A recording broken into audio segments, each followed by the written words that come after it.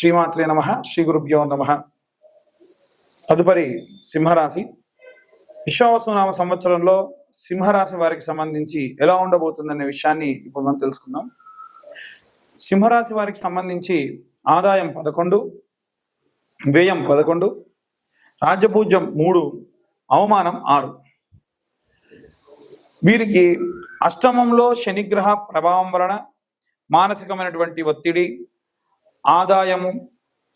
ఆదాయంలో ఖర్చు, అలాగే సినీ రంగానికి సంబంధించి రాజకీయ రంగాల వారికి సంబంధించి నూతన అవకాశాలు పొందేటువంటి అవకాశం కూడా ఉంది.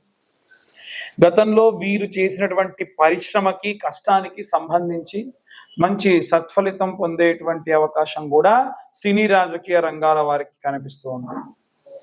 నూతన సంవత్సరంలో ఈ రాశి వారికి అవకాశాలు అందిపుచ్చుకుంటారు. ఏ పాటి కొంచెం ఛాన్స్ ఉన్నా దాన్ని యూటిలైజ్ చేసుకుంటా ఉంటారు. అలాగే కెరీర్ పరంగా ప్రత్యేక శ్రద్ధ వహిస్తూ ఉంటారు. అలాగే ఈ రాశి వారికి శనిగ్రహం 7, 8వ స్థానంలో సంచరించడం వలన వ్యక్తిగతమైనటువంటి పనులు ఆలస్యం అయ్యేటువంటి అవకాశం ఉంటుంది. ఉదాహరణకు, మీరు ఏదైనా మీ ఆర్గనైజేషన్లో పనిచేస్తే మీకు పని అప్పగిస్తే టక్మన్ అయిపోతుంది. అరే, నేను అన్ని పనులు చాలా బాగా చేస్తున్నా కదా అని చెప్పి మీ పనులు ఏమైనా ముందరేసుకుంటే మాత్రం లేట్ అవుతుంది. ఇది సాధారణంగా శనిగ్రహ ప్రభావం వలన జరిగేటువంటి ఇబ్బందులు. ఆరోగ్య సమస్యల వల్ల కాస్త ఇబ్బంది పడేటువంటి అవకాశం ఉంది. అలాగే శని అష్టమ స్థానంలో సంచరించడం వల్ల, అందుకే అష్టమ శని అంటూ ఉంటారు. అలాగే బృహస్పతి గ్రహము దశమ, ఏకాదశ స్థానంలో అంటే 10, 11 స్థానాల్లో సంచరించడం వలన ఆర్థిక పరమైనటువంటి మెరుగైనటువంటి ఫలితాలు పొందేటువంటి అవకాశం ఉంది.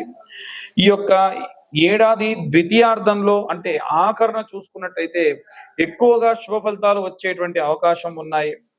వ్యాపారానికి సంబంధించి గత ఏడాదిలో సింహరాశి వారికి ఆర్థిక పరంగా మెరుగైన ప్రయోజనాలు జరిగి ఉంటాయి. ఈ సంవత్సరంలో కూడా ఆ పరంగా ఆర్థిక పరంగా గత సంవత్సరంతో చూసుకుంటే చాలా అద్భుతంగా ఉంటుందని చెప్పొచ్చు. డబ్బు పరంగా ఇబ్బంది కాదు కానండి, పనిలో ఒత్తిడి, వీరి మీద పెట్టుకున్న ఎక్స్పెక్టేషన్స్ రీచ్ కాకపోవడము, అలాగే గురువు 11వ స్థానంలో సంచరించడం వలన ఆదాయ వనరులకు సంబంధించి అంటే గతంలో మీకు వచ్చే ఆపర్చునిటీస్తో పోలిస్తే ఇప్పుడు ఆపర్చునిటీస్ తగ్గొచ్చు. డబ్బు అలాగే ఉంటుంది కానీ ఆపర్చునిటీస్ తగ్గొచ్చు. అలాగే ఈ యొక్క శనిగ్రహము సంచారం వలన ధనలాభం కలిగిన తలవని తలంపుగా బంధువుల వలన కానీ స్నేహితుల వలన కానీ ఏవైనా ఖర్చు అయ్యేటువంటి అవకాశం అధికంగా కనిపిస్తుంది. అలాగే బదిలీలు జరిగేటువంటి అవకాశం. ఇప్పుడు అంతా బాగుంది, ఉద్యోగస్తులకు మాకేం ఖర్చు అంటే మీకు ప్రమోషన్ వస్తుందండి అని చెప్పి ట్రాన్స్ఫర్ చేస్తారు. అక్కడ నూతన వాతావరణము, కొత్త ప్రదేశము, ఎలా ఉండాలో తెలియదు, మీ కుటుంబ సభ్యులు ఎలా ఉంటారో తెలియదు, ఇరుగు పొరుగు వారు ఎలా ఉంటారో తెలియదు. వీటికి సంబంధించి మానసికమైన ఆందోళన, లేదా ఆఫీస్లో ఉన్న వాళ్ళు ఇంకొక ఆఫీస్కి మారడము, ఒక చిన్న కొట్టులో పనిచేసే వాళ్ళు ఉద్యోగం మాని ఇంకొక దాంట్లోకి వెళ్ళిపోవడము, అప్పటి వరకు చాలా సెక్యూర్డ్గా ఉన్న వాళ్ళు కాస్త కష్టపడేటువంటి ప్రదేశంలో పనిచేసేటువంటి అవకాశం అధికంగా కనిపిస్తుంది. అలాగే రైతులకు సంబంధించి సప్తమ స్థానంలో అలాగే అష్టమ స్థానంలో శని సంచారం వలన రైతులు ఇబ్బంది పడేటువంటి అవకాశం ఉంది. అలాగే ప్రతికూల పరిస్థితులతో పాటు కొన్ని అనుకూల పరిస్థితులు ఉన్నప్పటికీ వీరు గమనించారంటే ఎవరైనా మంచి అవకాశం ఇస్తే, మంచి ఆపర్చునిటీ ఇస్తే, ఈసారి పంట నువ్వెందుకు వేయడం, నేను కౌలుకు తీసుకుంటా అంటే అమ్మో నేనే పంట పండించుకుంటే నాకు బాగా వస్తుందేమో అన్న ఉద్దేశంతో కౌలుకు ఇవ్వకపోవడం, దానివల్ల నష్టపోవడం, అరే ఆ రోజు ఇచ్చుంటే బాగుంటుందేమో అనుకోవడం, రిస్కులు ఫేస్ చేయడము, ఏవైనా సరే ఇంకొంచెం పెట్టుబడి పెడితే పంట ఇంకొంచెం దిగుమతి ఎక్కువ వస్తుందేమో అని ఇంకొంచెం పెట్టుబడి పెట్టడము, కాస్త ధర కూడినటువంటి ఎరువులు వేయడము. అలాగే వ్యాపారస్తుల సంబంధం అంటే రైతుల్లో ఏమైనా ధాన్యం అమ్మేటువంటి వాళ్ళు కూడా నష్టపోయే అవకాశం కూడా ఉంది. ఏదైనా సరే సేంద్రియ ఉత్పాదనలు కానీ లేకుంటే సేంద్రియ పరంగా వ్యవసాయం చేయడం వల్ల కూడా కాస్త ఇబ్బంది పడే అవకాశం కనిపిస్తుంది.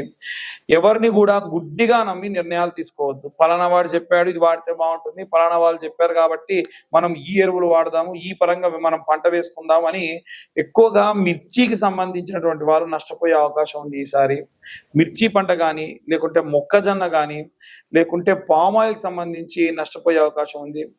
సింహరాశి వారికి సంబంధించి కుటుంబ సభ్యులకు సంబంధించి అనుకూలంగా ఉంటుంది. గురుగ్రహ శనిగ్రహ ప్రభావం వలన ఇంట్లో ఉన్న వారితో ప్రశాంతమైనటువంటి వాతావరణం ఉంటుంది. అలాగే కుటుంబ సభ్యుల్లో ఎవరికైనా వివాహం కాకపోతే వివాహం అవడం, మీ జాతకులకే వివాహం కాకపోతే కూడా వివాహం అయ్యే అవకాశం ఖచ్చితంగా ఉంటుంది. అలాగే గురుగ్రహం 11వ స్థానంలో ప్రవేశించడం వలన ఏవైనా సరే గత ఏడాదిలో ఏవైనా వచ్చినటువంటి సంబంధాలు ఏవైనా వస్తే అవే పునరావృతం చేయడం, మళ్ళీ మీ దాకా రావడం, ఈసారి కాస్త సానుకూలంగా వాటి గురించి స్పందించేటువంటి అవకాశం కూడా ఉంది. ఇక ఎవరైతే విద్యారంగంలో ఉన్నారో విద్యార్థులకు సంబంధించి గురువు 9వ స్థానంలోకి సంచరించడం వలన, అదేంటండి ఇందాకేమో సప్తమం అన్నారు, తర్వాత అష్టమం అన్నారు, ఇప్పుడు 9 అంటున్నారంటే, నేను చెప్పేది సంవత్సరం మొత్తంలో గురువు ఒక చోట ఉండడు కదా, ఆయన ప్రయాణం కొనసాగిస్తూ ఉంటాడు. కాబట్టి అప్పుడు ఈయన 9వ స్థానంలోకి చేరడం వలన విద్యార్థులకు సంబంధించి పోటీ పరీక్షల్లో ఉత్తీర్ణత, ఇదంతా ద్వితీయార్థంలో జరుగుతుంది. మొదటి 6 నెలల్లో ఇలాంటివి కాకుండా ద్వితీయార్థంలో జరిగే అవకాశం అధికంగా కనిపిస్తుంది. ఏవైనా సరే ఉన్నత విద్య అభ్యసించడం, విదేశాల్లోకి వెళ్ళి విద్యను అభ్యసించడం, ఇవన్నీ కూడా అనుకూలంగా ఉండడం, బుధుడి యొక్క ప్రభావం వలన దాంతో పాటు విజయాలు కూడా చేకూరడం, న్యాయరంగంలో విద్య కానీ, అలాగే ఏడాదిలో ఏవైనా సరే పోటీ పరీక్షలకు సంబంధించి మంచి మంచి సత్ఫలితాలు పొందే అవకాశం ఉంది. కానీ ఇవన్నీ కూడా పూర్తిగా మీ యొక్క ఎఫర్ట్స్ పెట్టే దాన్ని బట్టి, మీ జాతకంలో గురువు కానీ బుధుడు కానీ ఎలా ఉన్నాడో దాన్ని బట్టి. గాల్లో దీపం పెట్టి దేవుడా అంటే మటుకు మనం ఏమి చేయలేము.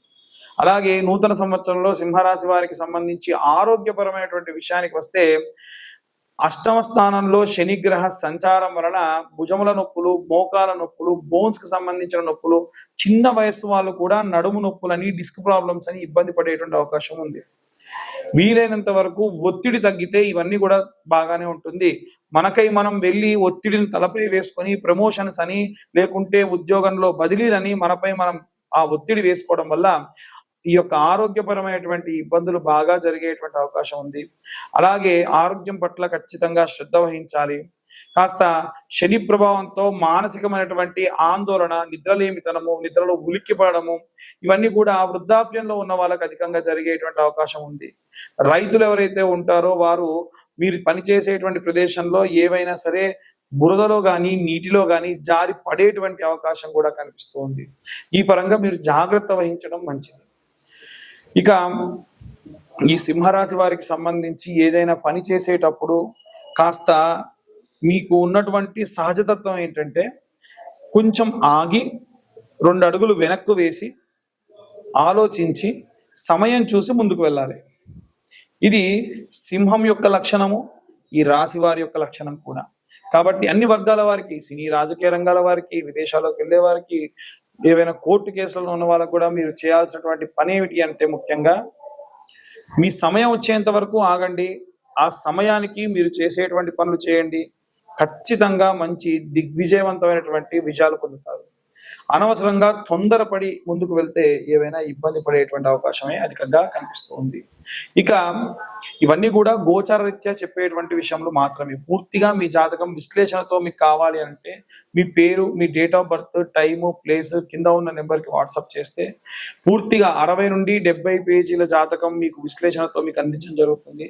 దానిలో మీ యొక్క లగ్నం నుంచి పంచమ, సప్తమ, నవమ స్థానాలు ఎవరెవరు ఉన్నారు, కేంద్ర కోణ స్థానాలు ఎవరున్నారు, మీకు ఏ గ్రహాలు ఉచ్చ స్థితిలో ఉన్నాయి, నీచ స్థితిలో ఉన్నాయి, మీకు నడిచేటువంటి దశ ఏమిటి, అంతర్దశ ఏమిటి, ఈ సమయంలో ఎలాంటి జాగ్రత్తలు వహించాలి, ఈ పరంగా మనం అద్భుతమైనటువంటి సలహాలు ఇవ్వడము, ఇవన్నీ కూడా మీకు జాతకం విశ్లేషణతో చెప్పడం జరుగుతుంది. ఈ 2025 సంవత్సరంలో కేవలం 2025 రూపాయలు మాత్రమే ఛార్జ్ చేయడం కూడా జరుగుతుంది. మరొకసారి అందరికీ కూడా విశ్వావసు నామ సంవత్సర శుభాకాంక్షలు. సర్వే జన సుఖినో భవంతు.